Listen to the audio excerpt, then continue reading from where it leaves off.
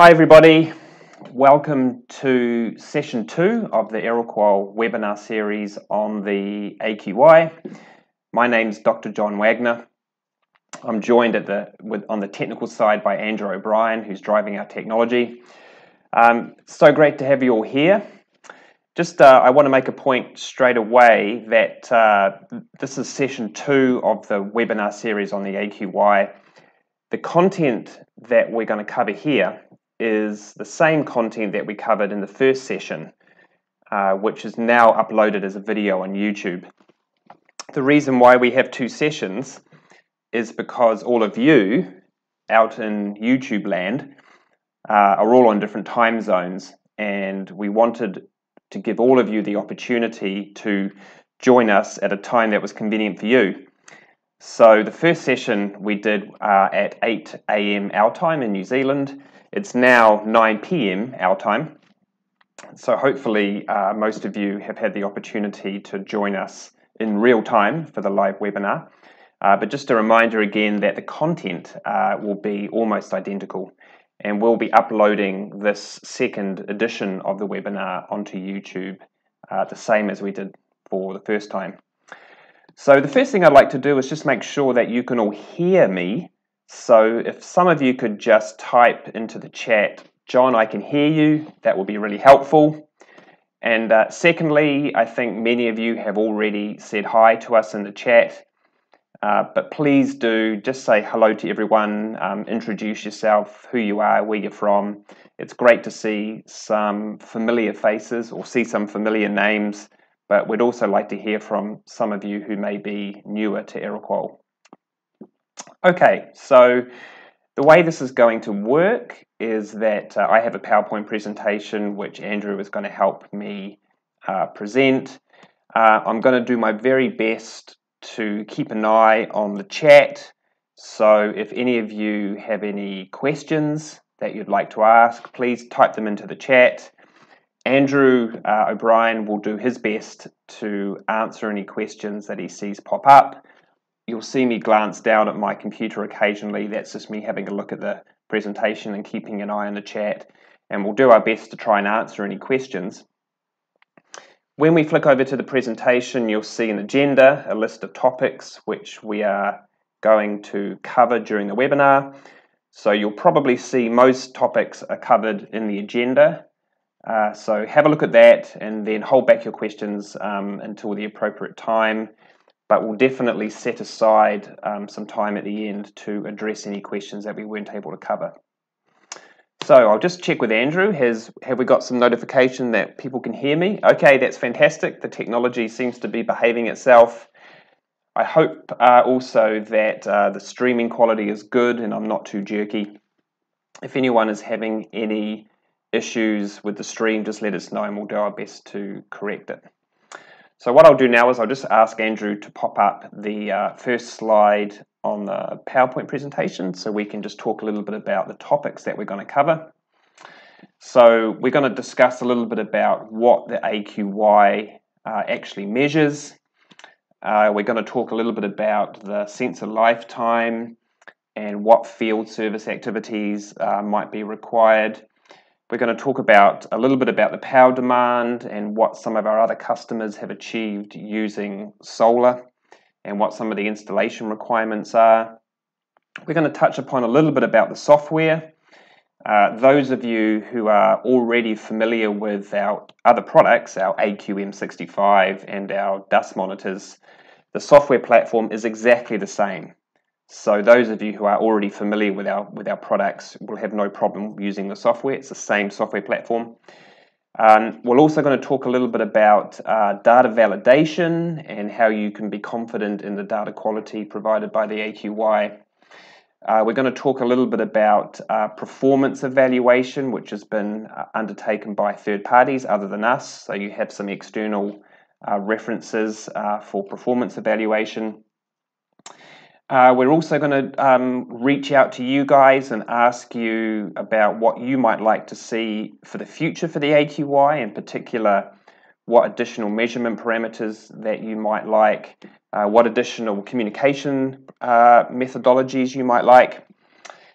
We are going to give you a price indication at the end, and then finally we're going to sit back and you guys can fire off some questions, and we'll do our very best to answer any questions that you guys might have.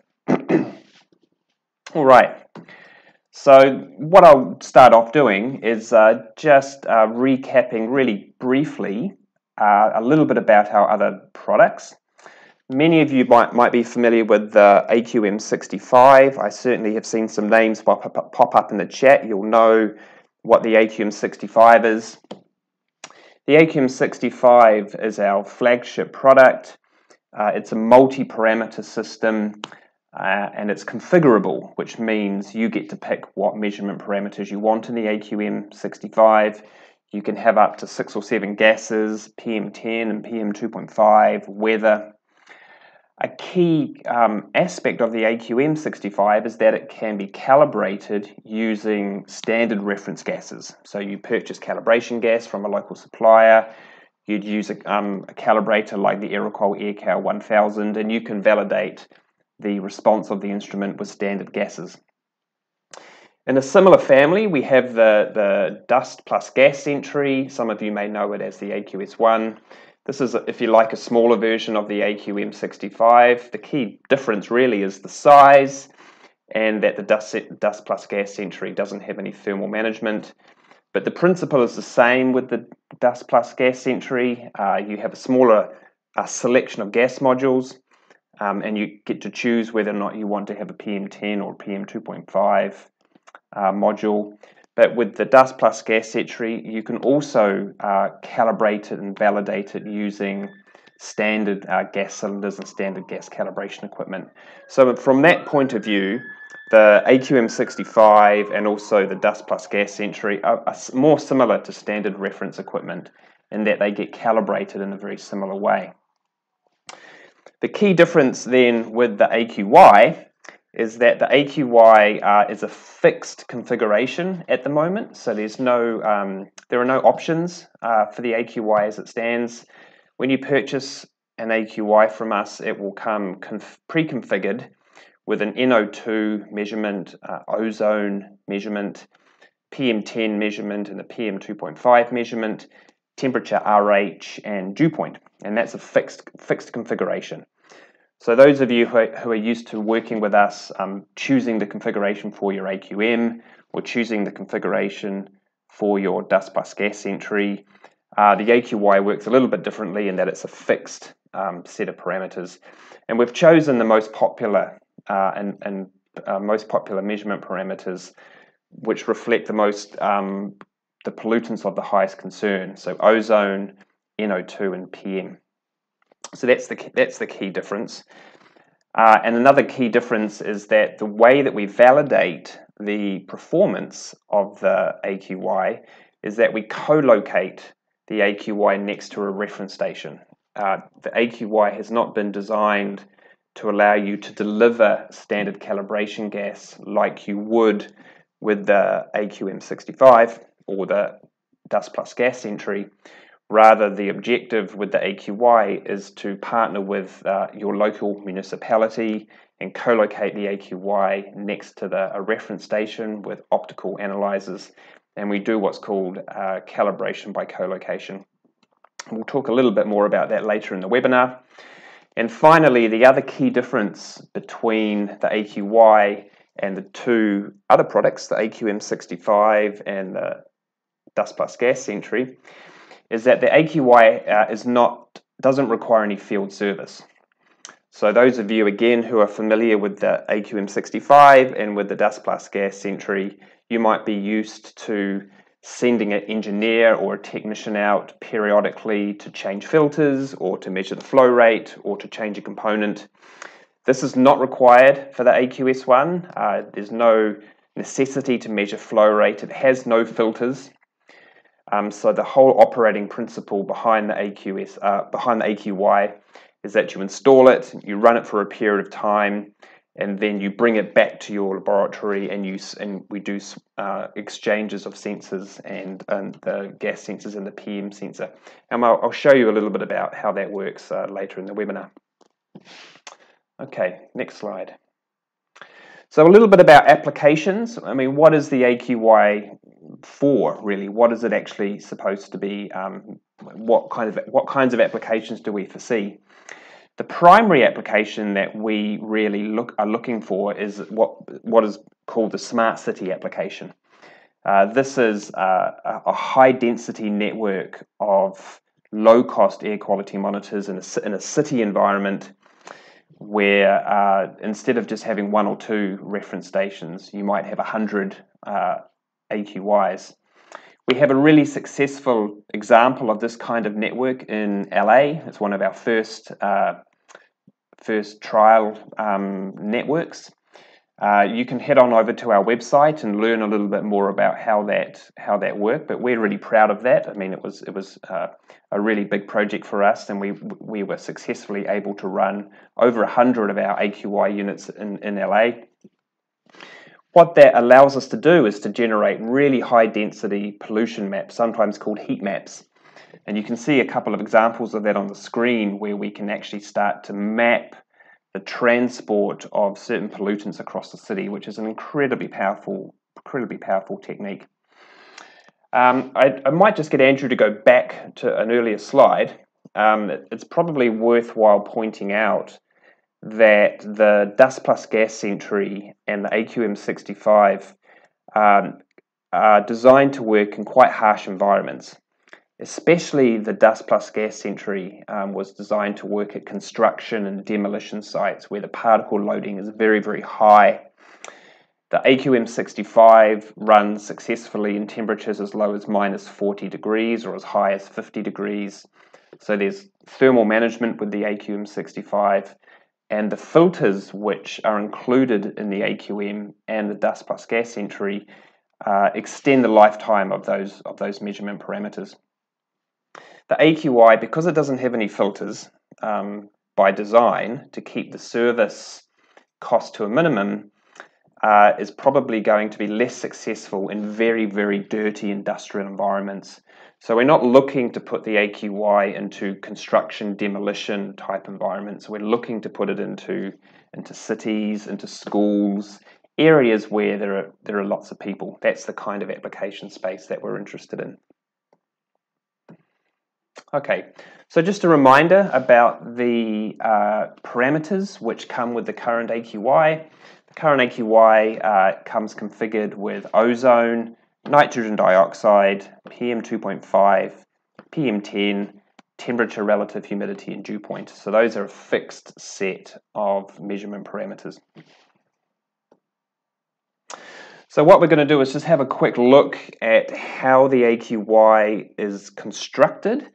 I've got an image on screen which shows you how the various sensors are exposed to the outside air.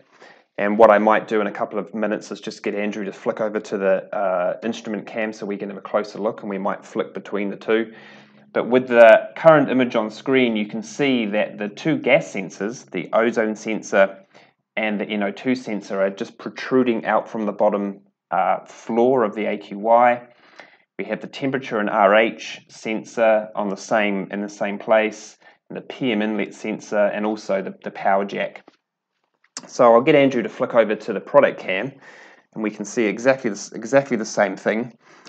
So this is the bottom side of the AQY. Here we have the ozone sensor. Here we have the NO2 sensor. This is the PM inlet. This is the temperature RH sensor, and then this is the 12-volt input. So you can see straight away that there's very little protection of the sensor coming out of the bottom. What this means is that you don't have to go to site to change any filters. It makes the operation cost incredibly low for the AQY. However, exposing the sensors directly to the outside environment may lead in some cases to a reduction in lifetime. So we can talk in just a couple of minutes about our expected sensor lifetimes in various different environments. If Andrew could just flick back once more to the inside of the AQY, I can just run you through a little bit about what the various components inside are. This cartridge here is the ozone and NO2 sensor cartridge. This is a serviceable part. This is a part that you can replace yourself. The ozone and NO2 sensor come as a pair. So when we replace the NO2 sensor, we replace the ozone sensor together. But the PM sensor is a separate component. The PM sensor is sitting here. Here's an example of one. This can be replaced independently of the gas sensors. This white piece here, this is your modem. So every AQY will come with a GSM modem. It's a 3G modem. We've had it running successfully in USA, in Europe, and in Asia. They come with a few different variants. Some of you may be familiar with the Moxa 3G modem, which we supply with the AQM. That's just one variant, but it's really important that you let us know, of course, which country you're in when you order the AQY so we can give you the correct modem. But the modem just takes a standard SIM card. So you would just buy a standard SIM card from your local telecommunications provider. I'll talk a little bit later about the data usage in a later slide. Okay, so I'll just get Andrew to flick over to the next PowerPoint slide. That's it. Thanks, Andrew. So just a reminder, there are two serviceable parts for the AQY. One of them is the PM sensor, and the other one is what we call the NO2 ozone gas cartridge, and those get replaced at exactly the same time. The idea behind this would be that if you're running a network of AQYs, that you would at site just replace the entire AQY with a fresh AQY, bring the retired AQY back to your workshop, do the sensor replacement in your workshop, and then redeploy the AQY back out to the field. So we don't anticipate any kind of sensor replacement to be done in the field. Okay, so the next slide gives you a little bit of an indication about what kind of sensor lifetime we're predicting at the moment, depending on how harsh environmental conditions you are. The key environmental parameter which is going to have the biggest impact upon sensor lifetime, we think, is going to be the particle loading. So those of you who are in areas which have very, very high particle loading, such as Delhi, Mumbai, Beijing, places like that, some parts of Latin America, you may experience slightly accelerated sensor aging just because we don't have any protection on the front of the sensor. Those of you who live in much cleaner environments are likely to see much longer sensor lifetimes. The LA network, which I alluded to earlier, which you can learn a little bit about on our website, we've seen sensors over there last as long as 8 to 10 months without any problems, and they're still going. So we're pretty confident that in areas where the particle loading is fairly low, that you'll get quite a decent lifetime from your gas sensors and from the particle sensor. Okay, so I just want to have a little bit of a chat about installation requirements. That's both the physical installation requirement, but also the power demand, and a little bit about the data transmission demand. The AQY is really light. It weighs, I think, less than a kilo. So you don't need significant infrastructure with which to install it. On the back side of the AQY, we provide you a simple bracket. The bracket can be mounted in a horizontal or a vertical position, and this facilitates a number of different types of mounting solutions. The most popular mounting solution is simply to mount it to a pole using some strong stainless steel cable ties. So you can see an example of this on the image on screen right now. You can see there's two AQYs in different installation solutions, and both of them are simply strapped to a pole. Excuse me. And so that's a really simple solution. Those of you who are thinking of needing to running an AQY on a battery or solar, by the way, if you are considering this, it would be really good to hear from you in the chat. If you could just write in the chat, yes, I'd like to run the AQY in solar or battery. That gives us an indication of how popular this option might be, and so we can continue to develop lowering the power demand. But at the moment, the AQY is going to require 12 volts DC, and the current draw is approximately 1.5 to 2 amps. The variation we've noticed can depend a little bit upon your distance to your cell tower. So if the distance to the cell tower is a little bit longer, then the modem can sometimes demand a little bit more power to boost the signal. So this is why we sometimes see a little bit of variation. Approximately a 20 amp hour battery is going to last you about a day, roughly. A 40 amp hour battery is probably going to last you maybe up to 2 days. But if you want to run the AQY on a battery for upwards of a week, currently I think we're going to have to look at a battery of about 120 amp hours. We're constantly looking at ways to lower the power demand of the AQY. And so if you really are needing a low power solution, then get in touch with us and we'll try and work with you on various techniques and methods that you can run your AQY to lower the power demand. Okay, what about environmental conditions? What kinds of extremes of environmental conditions are we able to run the AQY? Well, at the moment we're still learning. One particular customer of ours, a gentleman by the name of Jeff Masters, the founder of Weather Underground, did an independent review of the AQY on his blog. I'd encourage you guys to have a look at that. He ran the AQY outside of his house in the American wintertime. One quote that he wrote in his blog was that the AQY had been operating at temperatures as low as minus 26 degrees Celsius with no problem. So we're gaining confidence in the stability of the AQY at very low temperatures, at least in that example. We also have our AQY running in Dubai. Aeroqual's had a long history in Dubai with our dust monitors and our AQMs.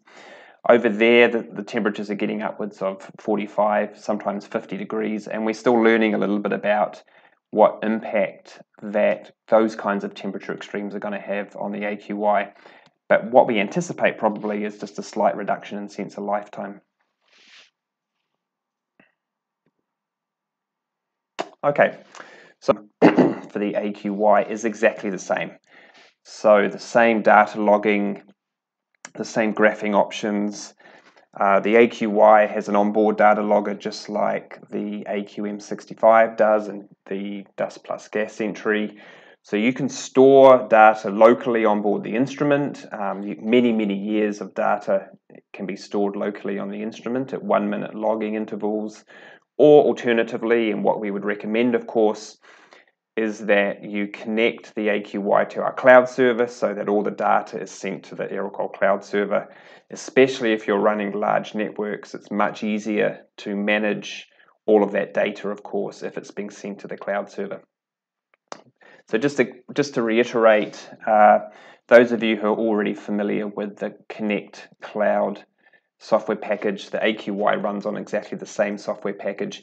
And in fact, if you have a mixed blended monitoring network of AQMs and AQYs, which some of our customers have done, you can look at your PM data from an AQY and the PM data from an AQM65 on the same screen, on the same graph. So it makes the data integration really easy.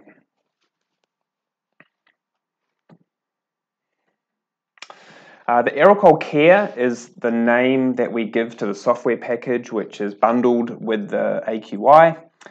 Aeroqual Care offers you all of the software features available that we can offer, including text alerts to your cell phone, email alerts, advanced graphing features, pollution roses, network mapping. So I'd really encourage you guys to engage with us with Aeroqual Care. A key feature of Aeroqual Care, of course, is customer support. That's one of my primary roles here at Aeroqual, is customer support. So when we sell the AQY, we tend to bundle up the software into a package called Aeroqual Care, and you also get a nice discount off the spare parts, the spare sensor cartridges as well. So it's a really good software and customer support package. Some of you may be interested in knowing what the data transmission demands might be for the AQY. We've seen a lot of variation in this from different parts of the world, despite the fact that the sensor configurations are identical and all of the AQYs are measuring at 1 minute sampling frequencies. You would think that the data transmission rates would be very similar, but we see quite a bit of variation. And I think it's because different carriers like Telecom or Vodafone or any of the other international cellular providers charge out data transmissions at slightly different in slightly different ways. So to be safe, to be sure that you're not going to get capped with your data transfer, we typically recommend about 1 gigabyte per month. That's a very conservative estimate. On average, people seem to be using closer to 500 megabytes, but in some cases we've seen people use a bit more. So we tend to recommend a data package of about 1 gig per month. The other thing that's important to keep an eye on if you're running the AQY on cellular with these modems, the software can report cell strength. It's kind of like the bars that you get on your cell phone. When the cellular strength drops down a little bit, we tend to get cutouts for data transmission. You don't lose data because the data is always stored on board the instrument, but sometimes the connectivity to the cloud can go down a little bit. So there's a section in the configure instrument that reports back cell strength. And sometimes just moving the AQY slightly or even reorienting the AQY can help a little bit with that. The AQY, just like the AQM65 and just like the Dust Bus Gas Sentry, is also able to communicate with Wi-Fi. So if you are interested in doing a city network, most big cities now, European cities, Asian cities, American cities, have public Wi-Fi available in different hotspots around the city. We certainly have this in Auckland and New Zealand. And the AQY has a Wi-Fi chip, just like our other instruments do. So rather than use a cellular connection, which is charged, obviously, if you're able to use the local city Wi-Fi network, then you can get the AQY onto Aeroqual Cloud using the local Wi-Fi network. So that's a really clever way to get that connectivity up, is to use Wi-Fi.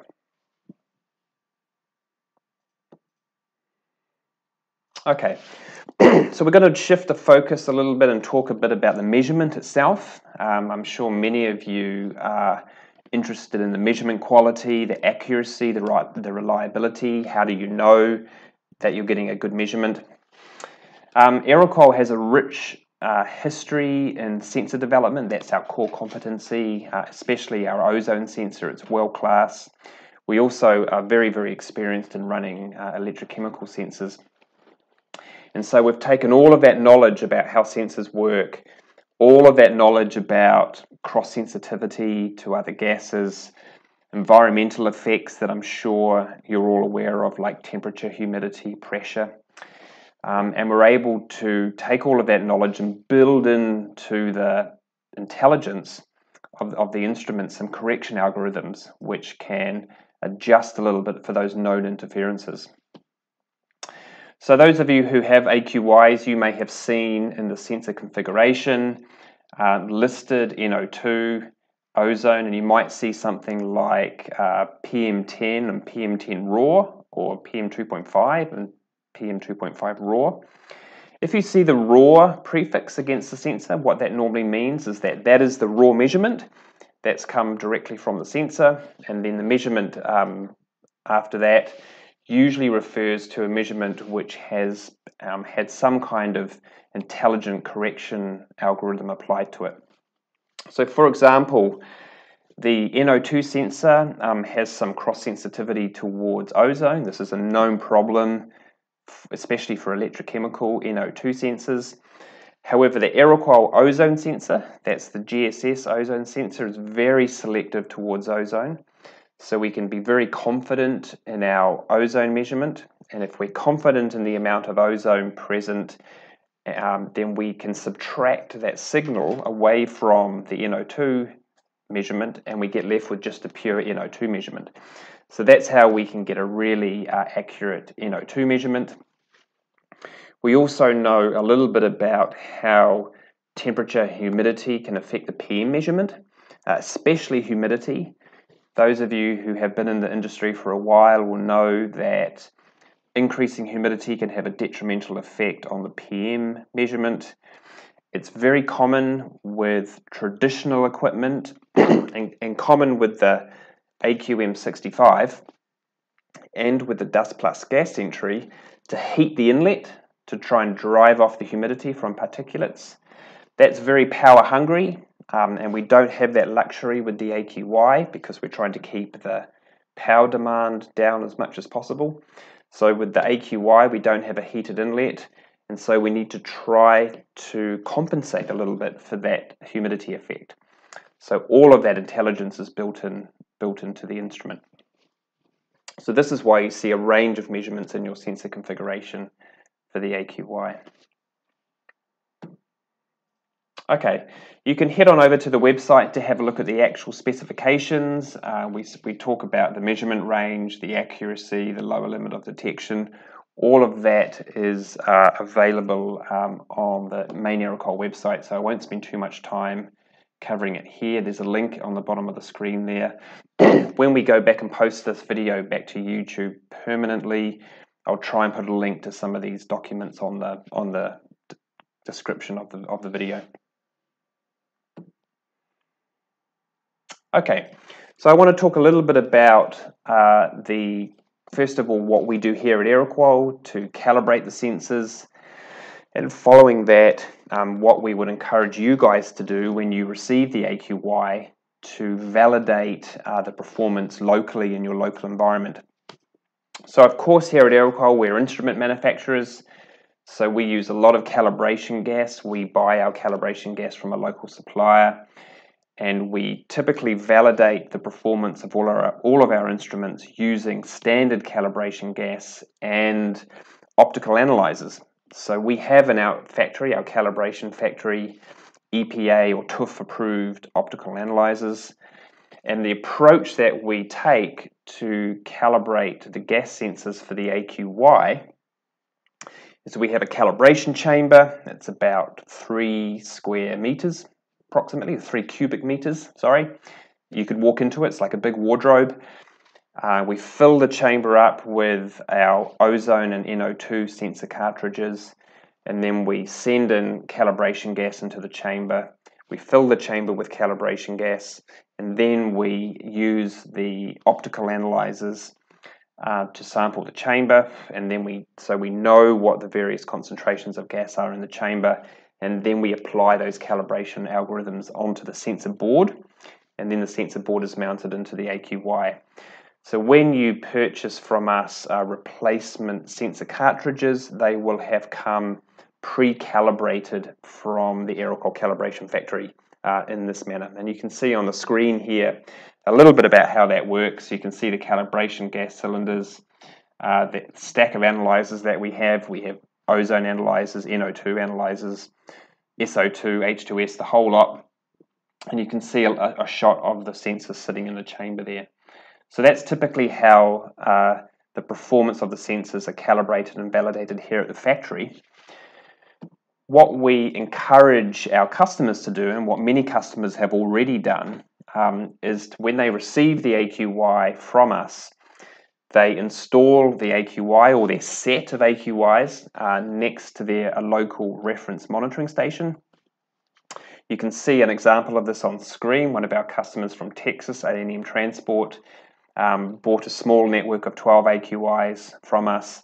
The first thing that they did was to install the AQYs next to a traditional reference monitoring station.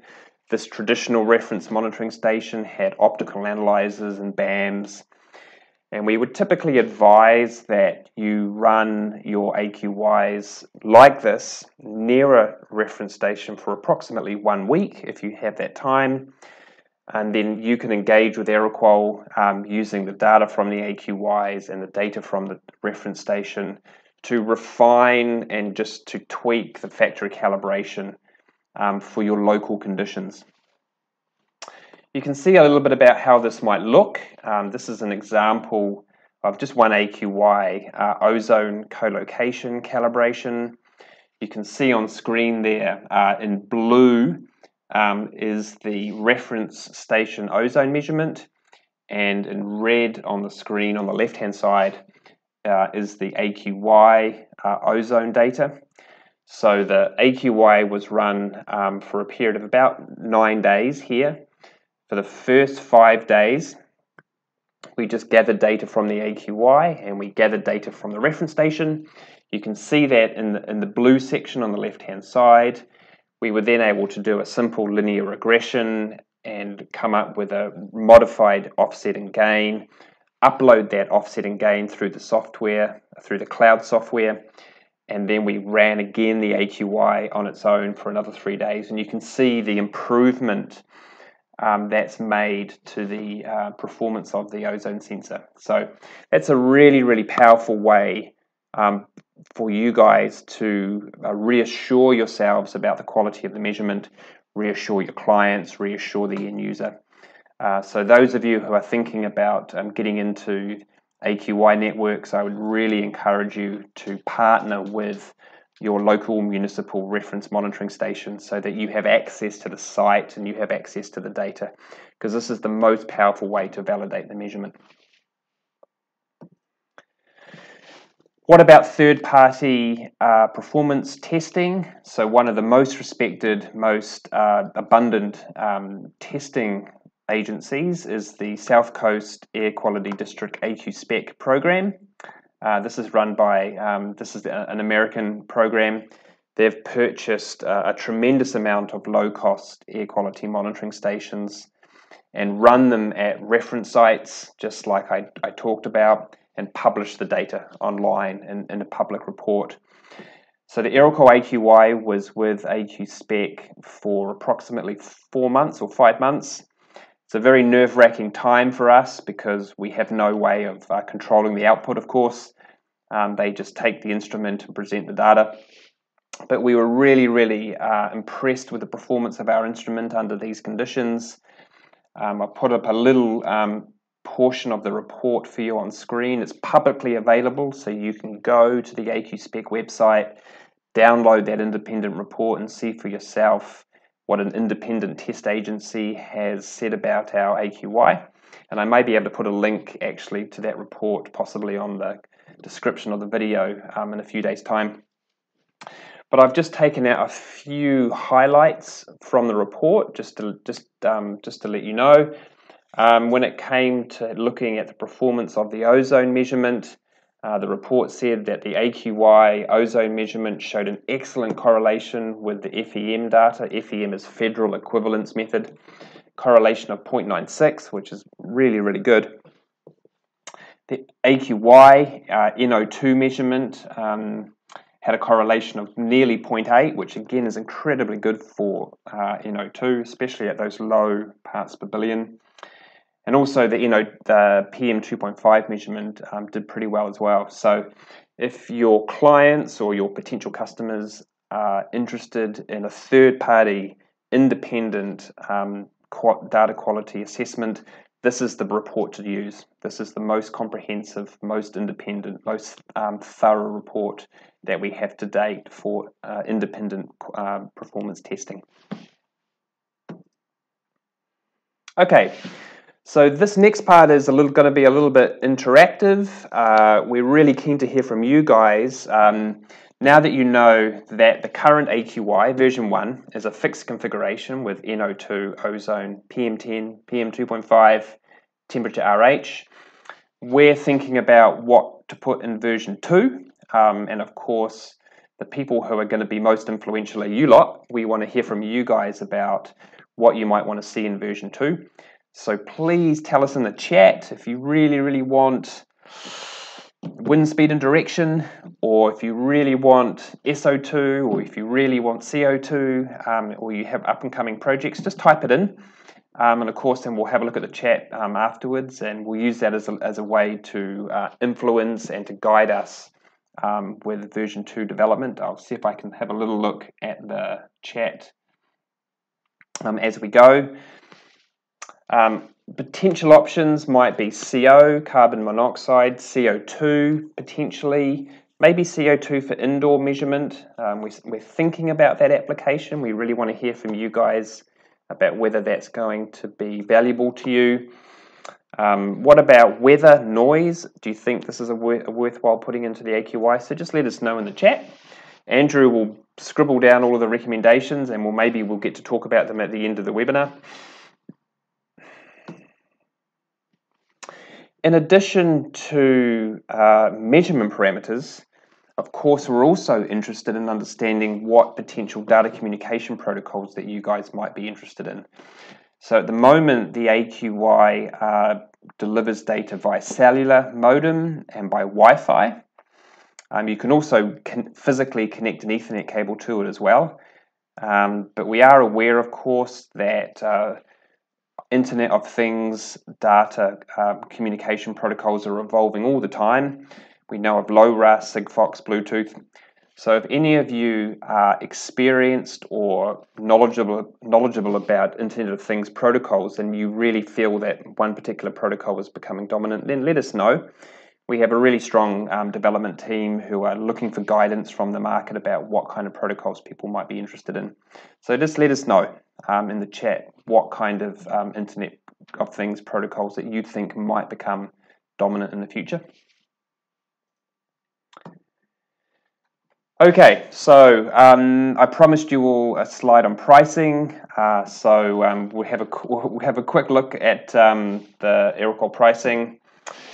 So currently, depending on volume, the Aeroqual pricing is ranging from about $3,000 to $4,000 US. But please contact us, sales@aeroqual.com, for further information about volume pricing, lead times, and of course whether or not there's a distributor in your local country. Just get in touch. Our sales team are eagerly awaiting loads of emails in the morning, so please just write to us and ask us any questions you might have, any further questions you might have about pricing. Just a little bit about where to go to get more information. We have a YouTube channel. Of course, you're all on the YouTube channel right now listening to me. But we have some other videos. So I have a small series of videos on the AQY. One's on unboxing, another one on software, I think. So go back and have a look at those videos. They may give you a little bit more information. And we're constantly adding content to our YouTube channel. I know lots of you like to use YouTube, and I think it's a really powerful platform to deliver information. So we're going to constantly be updating. Subscribe, please, and do the like thing, because that's really important.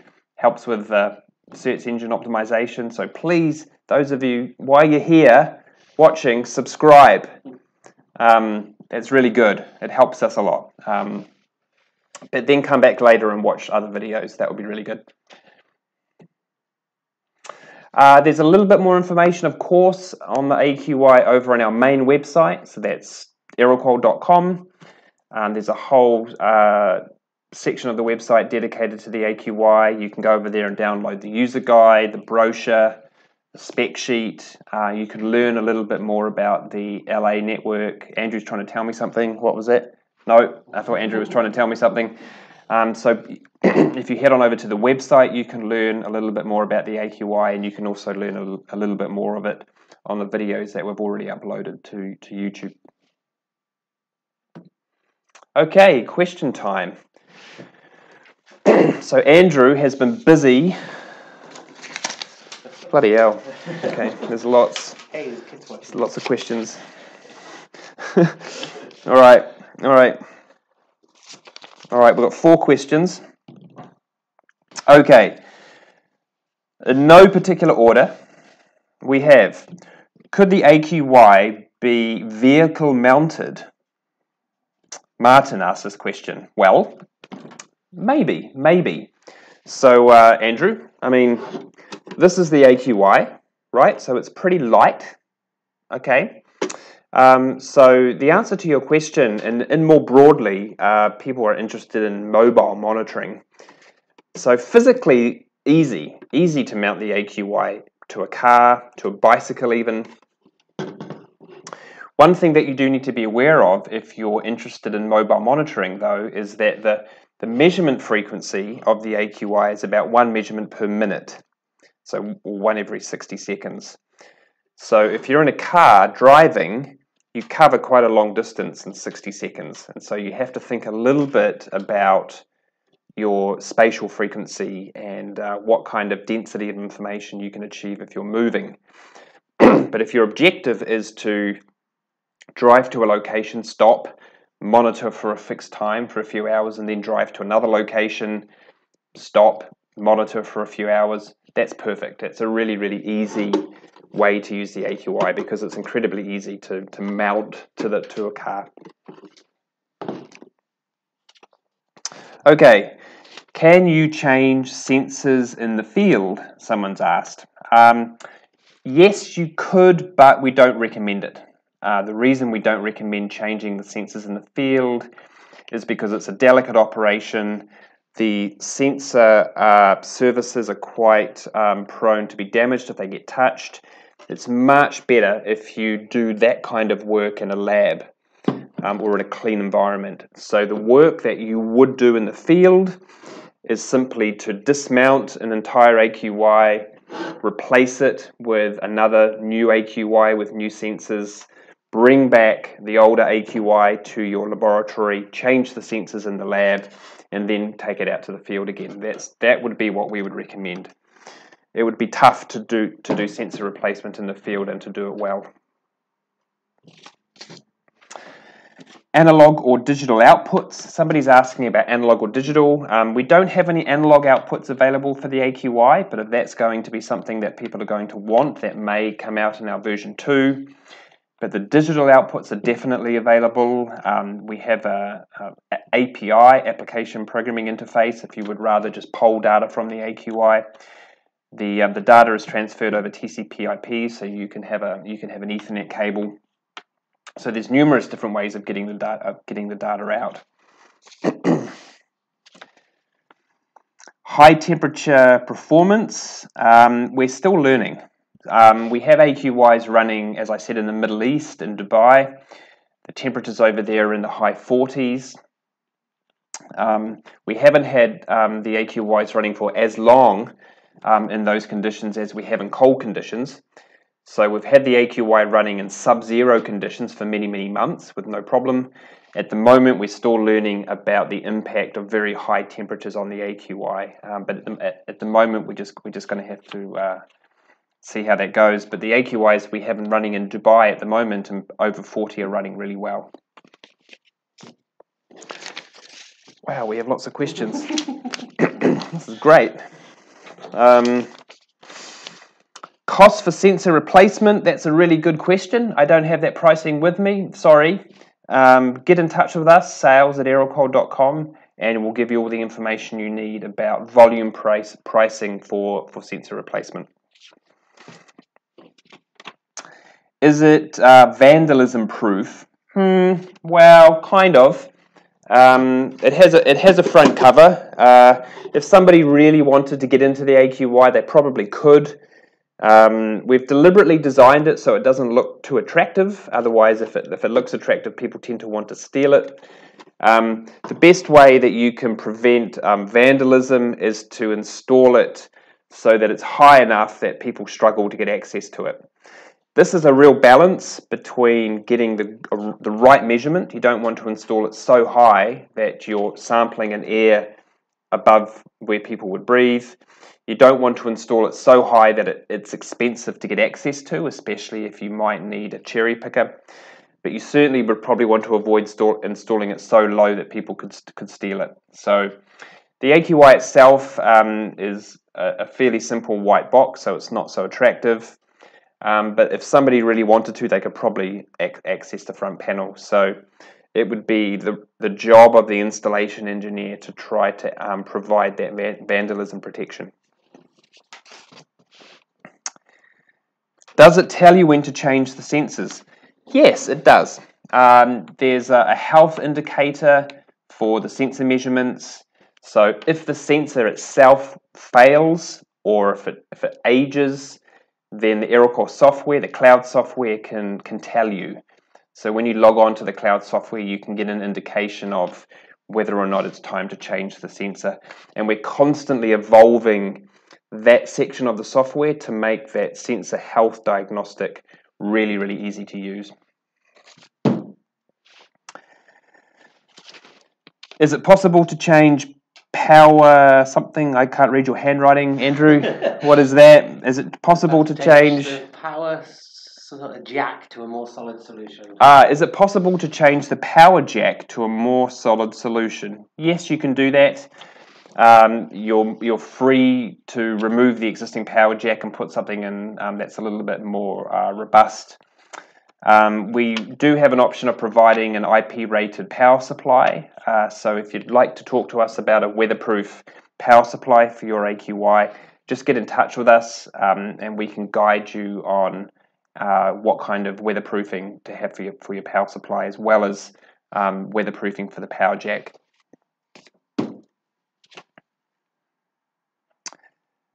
To calibrate NO2, do they set the gain on NO2 or aux? That's a fantastic question, Tommy. Well done. At the moment, we would change the gain on the NO2 channel. So if you were to do that correlation exercise, we would probably change the gain on the NO2, but work with us on the calibration by correlation process. All that data should be in the cloud. So at the moment, the Aeroqual data analysis team work with our end users on how to use that data from the reference equipment to calibrate the AQY. Does each AQY have a unique ID for tagging data automatically? Yes, it does. Every AQY has a serial number. So every AQY is unique in our database. So if you have a network of 100 AQYs, each one of those AQYs has a unique serial number. So the data associated with that AQY will be uniquely identifiable. So that's easily handled through our cloud software. Data port wide option for data. Is that right, Andrew? Wide option for data? Yes, it's possible. There is actually an Ethernet port inside the AQY. So if you prefer wired data, you can certainly do that. It's much easier to use a 3G modem or wireless Wi-Fi, but if you need a solution for wired data transfer, then you can certainly use the Ethernet port. There may be a little bit of additional engineering required to bring in an Ethernet cable into the box safely, but there is a Ethernet cable available. Damage from rain, wind. Richard Tay. Hey, Richard. Good question. At the moment, the IP rating, I think, is 33 or 35. We haven't seen yet any damage from rain or dust. So we've had the AQYs in heavy rain. We've had that example I gave you before with the low temperatures below -26. So far, the enclosure seems to be able to withstand quite heavy rain, hail, and fairly heavy dust. The AQY actually has a external solar shield. This is pretty robust aluminium. So far, we're pretty impressed with the resilience of the AQY towards harsh environmental conditions. But we're still learning a little bit about exactly the limits of that of those conditions. Quality measurement results, AQY versus AQS1. Johan, hi Johan. Good to have you here. So Johan, the best way to understand that would be through that AQ spec report, that third-party report. The difference between the AQY and the AQS1 is that with the AQY, so Johan's asking about the measurement quality of the AQY compared to our AQS1. The key difference between the two are that with the AQY, the sensors are simply exposed to the outside air. Those of you who have our AQS1 will know that the sensors in the AQS1, which is this instrument here, have their flow controlled. There's a pump inside the AQS1. There's no pump inside the AQY. So the AQS1 NO2 sensor has its flow controlled. There's a zero cycle which happens inside the AQS1. So there's a lot more control over the environment around the sensor. So generally speaking, we get a slightly better measurement from the AQS1 NO2 and AQS1 Ozone than we do compared to the AQY. But we're still really impressed with the quality of the measurement that we get from the AQY compared to the reference equipment, not just compared to the AQS1, but compared to the reference equipment. So if you're really interested in understanding exactly how the AQY performs, the AQ spec report is the best report that you can have for that. Local display on the AQY? No? Wi-Fi? Local display? I can't read this. I can't read his handwriting again. So he's saying, is there a local display on the AQY? Oh, so someone's asking about a screen or an LCD screen for the AQY. Not yet. We haven't had a great deal of demand for a display. Typically, the AQY is going to be installed slightly elevated, maybe up a pole, so it won't be possible for anyone to look and see. A lot of our clients, our partners, develop smartphone interfaces for the AQY, so it's more common to have a smartphone app or some type of smartphone interface to stream data to rather than have a display. But if we get more demand for having a local display, then that's something that we definitely look into.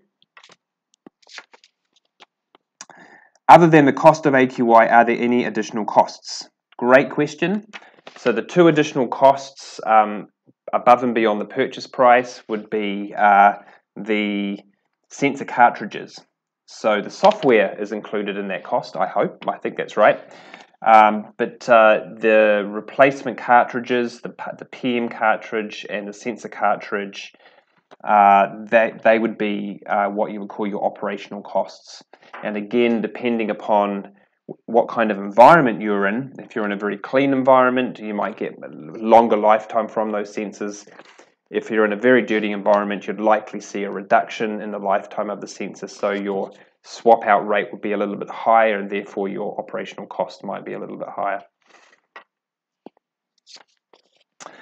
Does the API output work the same as the dust entry, John? It does. John Campbell, good to have you here. Yes, it does. It's exactly the same. The software is exactly the same. So the API function calls work the same way. So if you've already invested a little bit of money in developing some external software that interacts with our dust entry, the software will interact in exactly the same way with the AQY.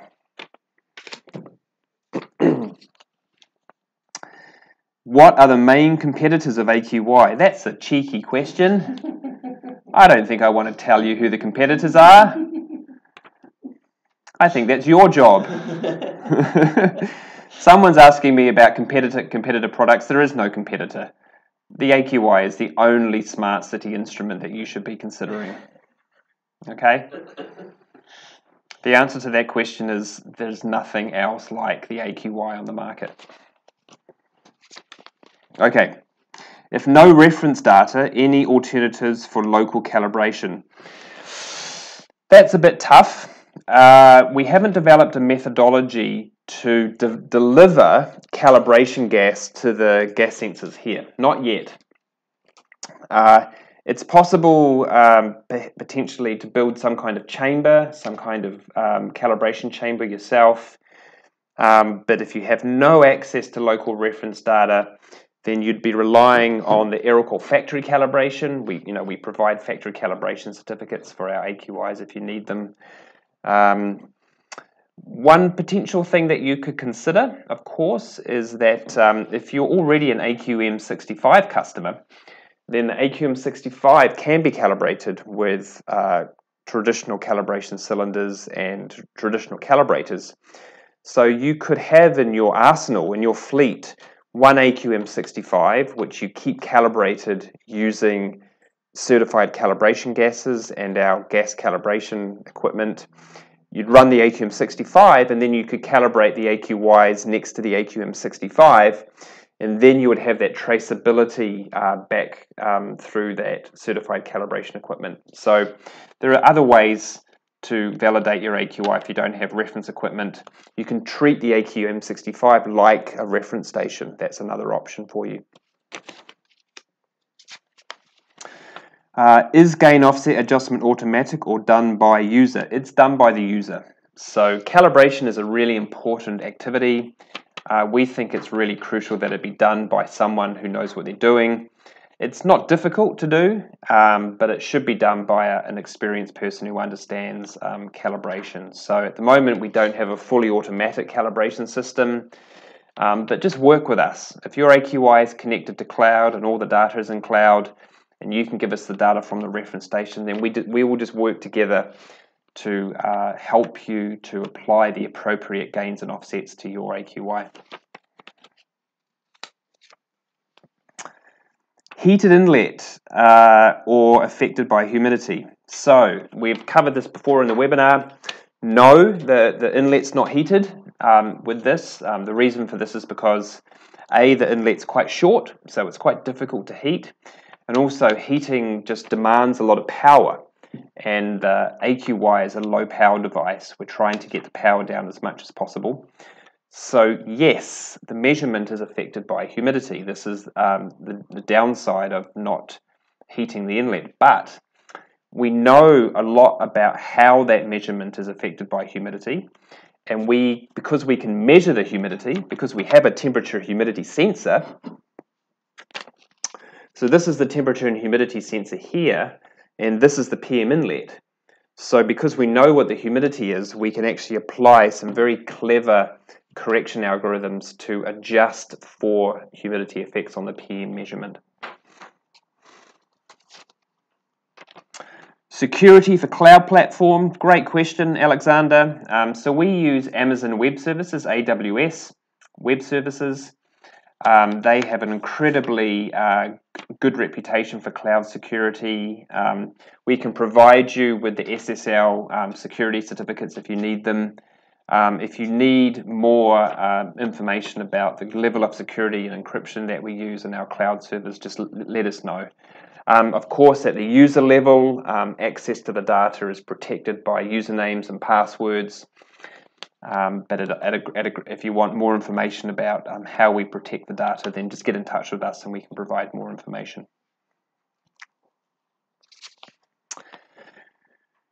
How much for AQM65 with the same sensors for reference cal? It's a complex question. Probably best that who asked this question? Ming, okay. So not sure. That's a little bit tricky to answer that question in a live webinar, but if you'd like more intricate detail about pricing of the AQM65 versus the AQY, just get in touch with us, sales@aeroqual.com, and we can go through the detail comparison between the pricing of the different equipment that we have. Can display AQY plus AQM65 on same cloud account? Yes, you can. Because all of the instruments, the AQM65, the dust monitor, the AQY, all use exactly the same software. You can see the ozone information from the AQY and the ozone information from the AQM65 on the same graph. You can actually plot a line graph and see the ozone data or the PM2.5 data from an AQM and from an AQY in the same plot. So that's the beauty of having the same software. Yeah, so that's really good. That's a really good question. GPS question mark. Not yet, not a live GPS tracker. We do have a map in the software features, so you can geolocate your AQY on a map, so that if you have a large network of AQYs, you can see where the AQYs are located.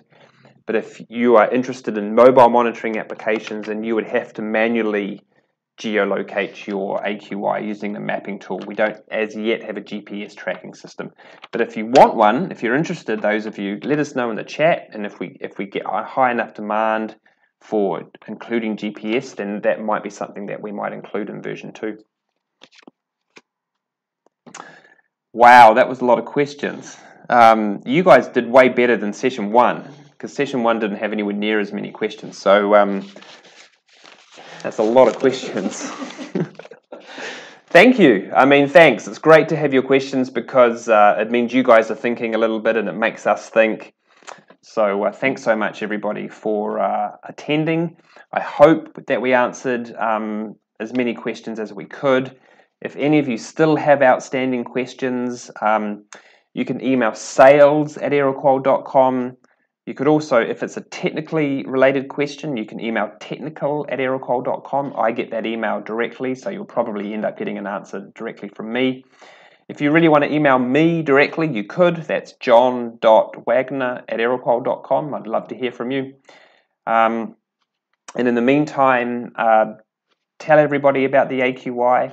We're really keen to get some user stories. What else, Jay? What else, Andrew? What else we say? Don't forget to subscribe and like again. Subscribe before you leave and get on with your day. Subscribe. We want to get our subscriber count up. It does wonders for my sense of pride, satisfaction. Okay, so it's about 10 past 10 p.m. at night for me. I'm sure for many of you it's the beginning of the day, so you need to get on with work. So once again, thank you for attending. I hope that we're able to give you all the information we need. This video will be available on YouTube permanently, so you can always go back and have a look at a later time.